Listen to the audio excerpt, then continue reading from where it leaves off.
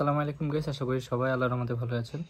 আপনারা আমাকে অনেকে প্রশ্ন করছেন যে ভাইয়া অস্ট্রেলিয়ার ভিসার জন্য আমরা এফডিআর কত দেখাবো, কত দেখালে আমাদের জন্য বেস্ট হয়।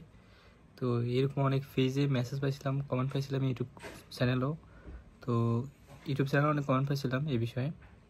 তো ব্যাচেলর হোক মাস্টার্স হোক, আপনি যেই সাবজেক্টে আসেন না কেন, আপনি যে কোর্সে আসেন না কেন, আপনার এফডিআর যদি ঠিক না থাকে, আপনার সোর্স অফ ফান্ড ঠিক না থাকে, আপনার ভিসা হবে না, কারণ ভিসা হওয়ার চান্স একদম কমে যাবে।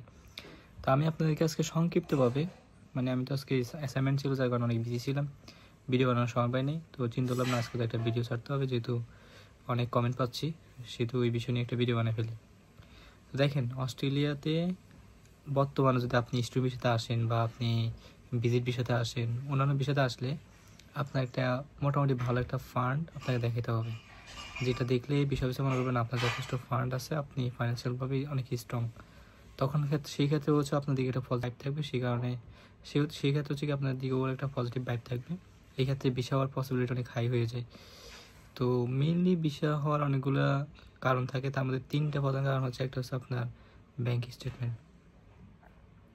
ব্যাংক স্টেটমেন্ট হচ্ছে, ধরেন আপনি 6 মাসের জন্য রাখেন, 1 বছরের জন্য রাখেন, 2 মাসের জন্য রাখেন, যত মাসের জন্য রাখেন সমস্যা নাই, বাট আপনাকে যত মাসের জন্য রাখেন সমস্যা নাই, বাট আপনাকে মিনিমাম যদি ব্যাচেলর আসেন 60 লাখ টাকা আপনি দেখান, সবচেয়ে বেস্ট হবে আপনার জন্য, আপনার এফডি অনেক স্ট্রং হবে।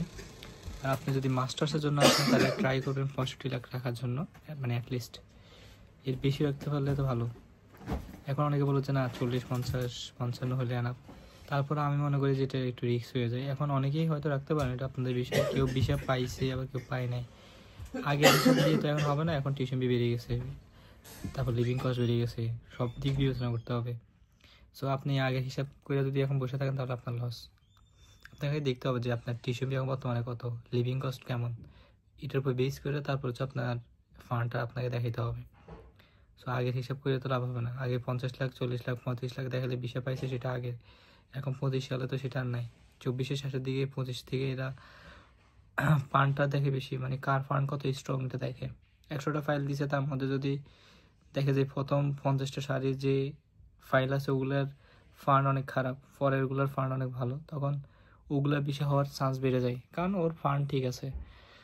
কারণ অস্ট্রেলিয়াতে মেইনলি হচ্ছে আপনার দেখে হচ্ছে আপনার কতটুকু ফান্ড আছে, আপনার এডুকেশন কোয়ালিটি সব দেখে। তো ফান্ড যদি স্ট্রং না থাকে বিষয় হওয়ার ক্ষেত্রে পসিবিলিটি একদম কম থাকে। ব্যাচেলের ক্ষেত্রে আপনারা মিনিমাম 60 লাখ দেখাবেন, মাস্টার্সের ক্ষেত্রে 65 লাখ, আর স্পাউস বিষয়ের ক্ষেত্রে আপনারা 75 লাখ দেখাবেন, মিনিমাম দেখাবেন 75 লাখ।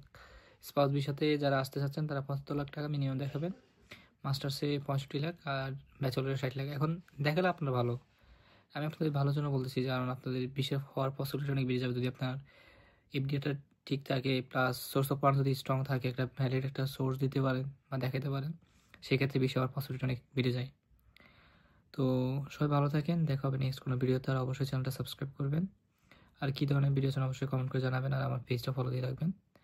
আল্লাহ হাফেজ, আসসালামু আলাইকুম।